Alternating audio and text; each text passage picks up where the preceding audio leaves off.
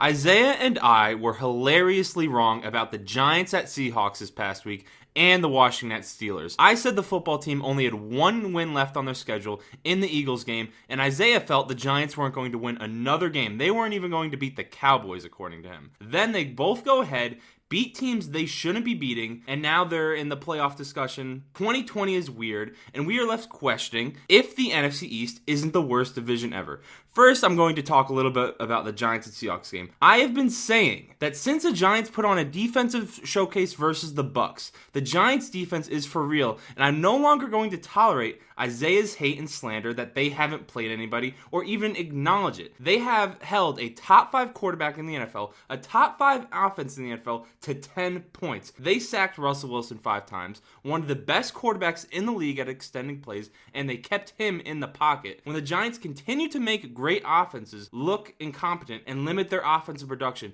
it is not that the Seahawks underestimated them. It is not the Seahawks are frauds all of a sudden. The Giants defense is very, very good. From Leonard Williams becoming an A-tier pass rusher, to the defensive line being one of the best run-stopping groups in the NFL, to James Bradberry and Blake Martinez being 2 of the best free agency signings in the NFL this past offseason, to Jabril Peppers finally developing, they are a bunch of studs. Now for the offense. It is very, very okay. The running game versus the Seahawks was impressive. 190 yards on the ground. No one can deny that. Judge and Garrett have done a very good job of developing the flaming pilot trash that was the start of the season, especially versus the Steelers, where it didn't seem like they even belonged in high school football. Wayne Gallman, 135 yards on the ground. And as far as for the passing game goes, Colt McCoy, I don't want to hear Isaiah's trolling. I heard it during the game this past Sunday that he's better than any Giants quarterback ever. He had 105 passing yards, a touchdown, a pick against one of the worst passing defenses in the NFL. They had to rely on a rushing showcase versus top 5 rush defense to win. While my co-host plumes and postures about how great the Giants defense is, now Joe Judge saved the offensive line, I am here to give you the cold hard facts. And the facts are this: the Seattle Seahawks are who we thought they were. Russell Wilson does not and will never deserve a single MVP vote. This team has been humiliated on national television and will be humiliated yet again come playoff time. This is the perfect example of why MVP awards are not handed out after the first 8 games. Wilson had less yards against a lousy Eagles defense than he did against the so-called elite Giants defense. He played reminiscent of a certain Eagles quarterback when he faced a real MVP candidate in Josh Allen and another one in Kyler Murray earlier this year, and coasted by playing terrible defenses such as the Falcons and the Cowboys. If Russell Wilson is a chef, consider me a health inspector, because I'm here to shut his whole operation down in Seattle. Having said all that about Russ, the Seahawks may have the worst defense in the NFL. It could be worse than the Cowboys. Everyone knows their secondary is a train wreck, but their run defense, the thing that they traded high draft capital to fix through Earl Thomas,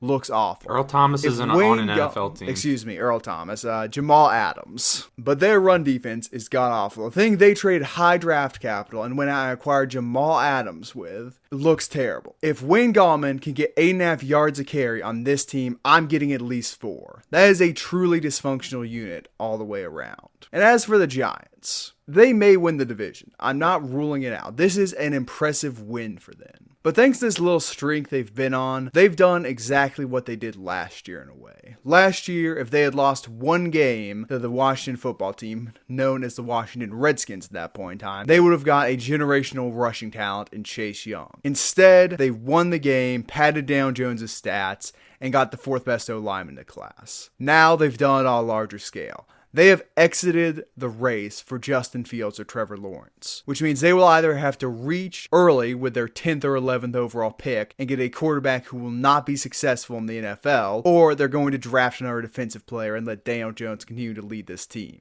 They have perpetuated mediocrity, and while it may win them the division, it is not looking good for the Giants long term. This shows how deep Isaiah's hate for the Giants goes, that he's going to completely write off their performance and blame it all on the Seahawks suddenly sucking. The Seahawks, prior to this game, and even after the game, are still in discussion for being one of the better teams in the NFL. They were 8-3 coming to the game. Their rushing defense was top 5 in the NFL. After the game, it's ranked behind the Giants, who also have a top top 5 rushing defense. The Giants have an excellent run defense. Russ was forced to pass. They were confusing him. They send delayed pass rushes. They kept him in the pocket, unable to extend and make long plays. Seahawks even got a safety, weren't able to win the game. So to completely write off the Giants' defensive performance to one of the top offenses in the NFL, has been putting up 30 points almost every week, very few exceptions, I think is completely ridiculous. Now, I will be the first to acknowledge, I still think there's major flaws within the Giants' offense, but I'm tired of you writing off their defense when I've been telling you since their performance the against Rams the Bucs. locked the Seahawks up for 16. They barely beat the Eagles,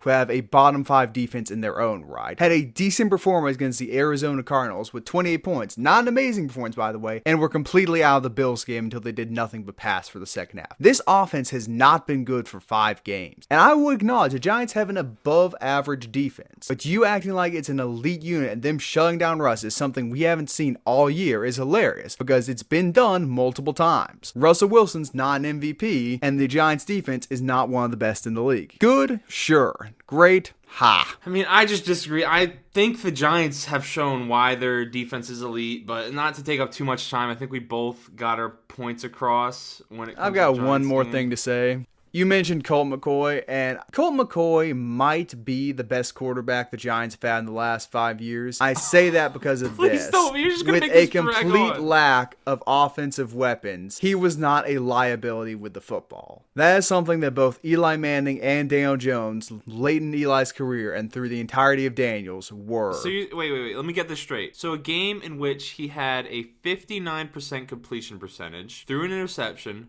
did throw a touchdown, but only threw 105 yards. That's some special performance. It's not a special performance, although it might be a special performance for the He Giants. didn't get a who chance to shoot his team in the foot, really, because all he had to do was make, I think he completed, 11 passes or something like that, and they ran for 190 yards. Colt McCoy did not shoot that team in the foot, and that's why they won. You're telling me if they had Daniel Jones in that game, you think they would have won it? Yes! You're a fool then. Daniel Because they would have Jones- been under pressure to pass the ball more, and Daniel Jones would have made more mistakes. Same with late career Eli Manning. Either of those two are playing this game, the Giants lose. Let's watch what happens when Daniel Jones comes back and plays the final 2 games and removes the Giants from the playoff chase then. And let's wait and see what happens. That could happen just because I don't want Daniel Jones to come back if he's not able to run the football how he has been since he started to turn the ball over less. Since the Bucs game, he has 0 interceptions, he hasn't fumbled, and he's been running the ball more as the season's progressed, but he's not going to be able to do that on a hamstring injury. I don't want Daniel Jones to come back if there's no threat of him being able to run. Tristan, you do not want Daniel Jones to come back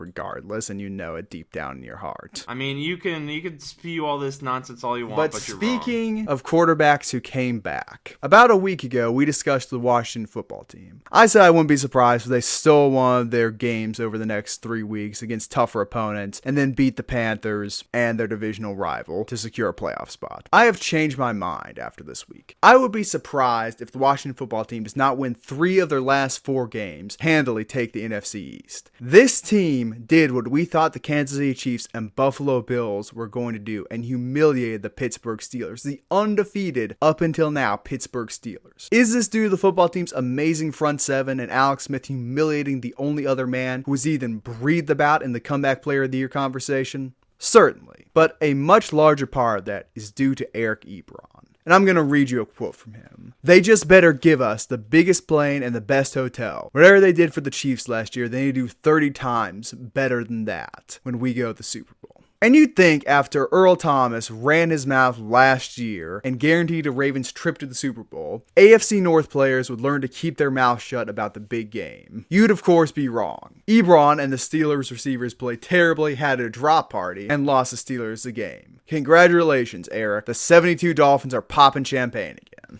So you're going to mention the Washington beating the Steelers like it's such a big deal, and then you're not going to bring up the fact that in one of our last videos, we were both calling the Steelers a somewhat fraudulent 11-0. And I mentioned they had 6 one-score wins that were very close. They do not have Tristan, the best... you said this team would finish 14-2. Beating a 14-2 team when you've got 4 wins and 7 losses is a big deal. That's because of how bad I thought Washington was. And I was wrong about that because they've clearly showed up and win. So it does mean something. I'm not not saying it doesn't mean anything, but we were both talking about how the Steelers 11-0 wasn't an impressive 11-0. They didn't strike fear into other teams. Why are you trying to come at me about the Steelers predictions when you were the one mercilessly bashing the football team? You're trying to do a little bit of diversion here, and I get it. See, I've been wrong a few times too, but bringing me up saying the Steelers weren't as good as everyone's saying to try and take away from what the football team accomplished last week. That's what you just did with the Seahawks, it's lunacy. You fucking hypocrite. And you also mentioned when you were talking about the Steelers and when you were talking about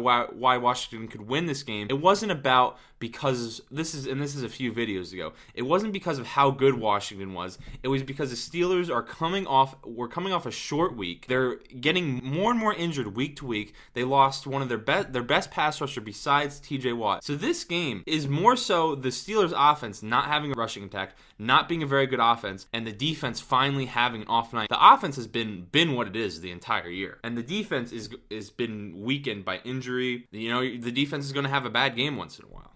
So let's just be clear about this, the true hypocrisy of what's saying, because we're really both saying the same thing but for different teams. When the Giants contain a quote-unquote good offense, which I have my questions about, it's the Giants being great. But when the football team beats the Steelers and outperforms their defense, a defense which didn't have questions up until this point, and I would wager still doesn't have questions, maybe the secondary, it's on the Steelers.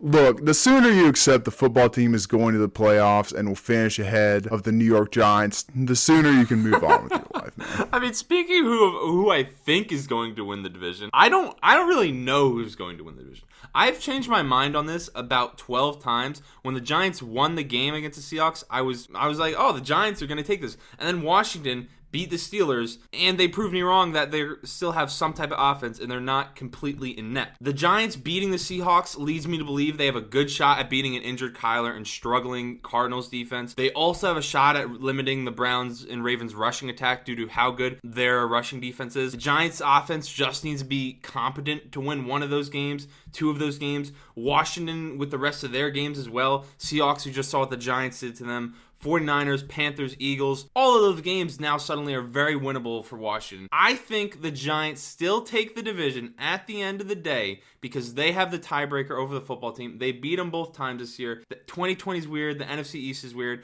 I would lean towards the Giants right now, but it could go anyway at this point. That has been the video. Let us know who you think is the best of the best in the NFC East. Do you think these teams have a real shot in the playoffs? Do you think the Giants have an elite defense? Are the Washington truly able to compete with any team due to their elite pass rush? Let us know down in the comments below, and we will see you in the next one. Don't forget to subscribe.